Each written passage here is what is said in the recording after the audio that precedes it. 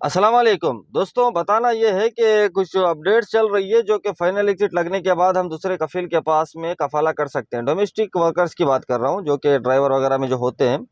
ठीक है, final exit लगने के बाद में हम दूसरे कफील के पास कफाला किस तरह से करा सकते हैं, कैसे होता है, और फाइनल एग्जिट लगने के बाद में कितना दिन हम सऊदी अरब में रुक सकते हैं। ठीक है, और अगर जो टाइम दिया गया उससे अगर ओवर टाइम हो जाता है तो हमको कितना फाइन लगेगा, ये आपको बताऊंगा इस वीडियो में।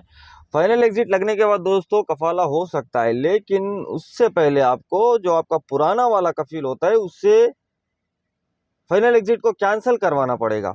ठीक है, आपका पुराना कफील अगर मानता है हाँ मैं आपको कफाला दे देता हूँ, तो आपको फाइनल एग्जिट कैंसिल करवाना पड़ेगा। जल्दी कराएंगे तो अच्छा रहता है, नहीं तो फिर उस पर भी फाइन लगने के चांसेस होते हैं।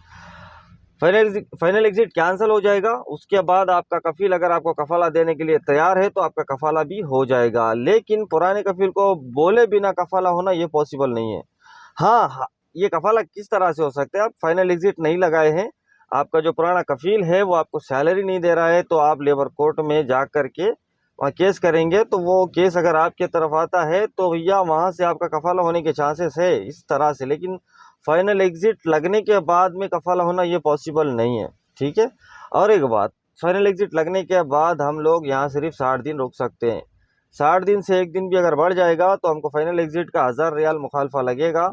और इकामा जो होता है अगर वो एक्सपायर हो जाता है तो अखामा एक्सपायर होने के वो भी आपको फाइन देना पड़ेगा। ठीक है, 3 दिन, अगर 3 दिन से अगर अभी क्या रूल्स है इकामा अपडेट कराने का, अखामा एक्सपायरी डेट से 3 दिन पहले ही अपडेट कराना है, यानी कि 3 दिन का टाइम होता है।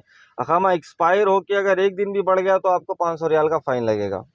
ठीक है, तो कितना हो गया, ये 1000 रियाल फाइन हो गया, फिर अखामे का 500 रियाल फाइन हो गया, फिर अखामा तजदीद कराने का जो डोमेस्टिक वर्कर का 650 रियाल वो हो गया, 1500, 2000, 2150 रियाल आपको सीधा सीधा लग जाएगा।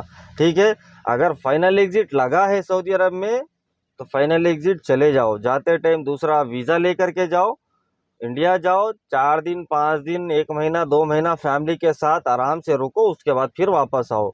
ये चक्करों में मत पड़ो भाई, हम फाइनल एग्जिट ये कफील से ले लेंगे, दूसरे के पास कफाला कर लेंगे, ऐसे तो कितने लोगों का हो जाता अभी तक। ठीक है, ऐसा नहीं होता है।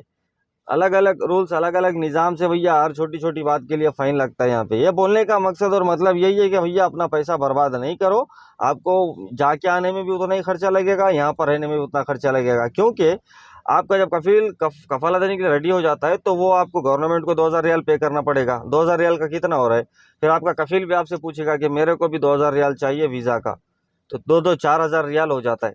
ठीक है, ये 4000 रियाल में आप इंडिया को जा करके दूसरा वीज़ा स्टाम्प करके वापस आ सकते हैं अपनी फैमिली के साथ 4 दिन बिता करके।